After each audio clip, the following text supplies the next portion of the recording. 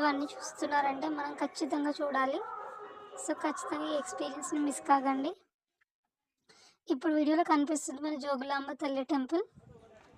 ఆహ్, సో, మనం టాప్ పాయింట్‌కి రీచ్ అయ్యే దారిలో ఈ టెంపుల్ ఉంటది. ఈ టెంపుల్ నుండి మనకు 2 వేస్ కనిపిస్తాయి గోల్కొండ పైకెక్కడానికి. వెళ్ళేటప్పుడు ఒక వే తీసుకోండి. అది లాంగ్ వే, లాంగ్ స్టెప్స్ ఉన్న వే.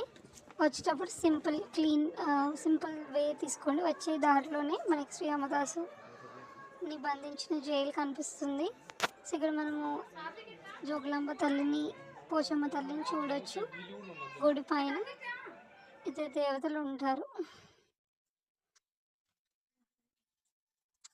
మనము టెంపుల్‌కి వెళ్ళినప్పుడు టెంపుల్ దగ్గర మంచి మంచి పాటలు వేస్తారు.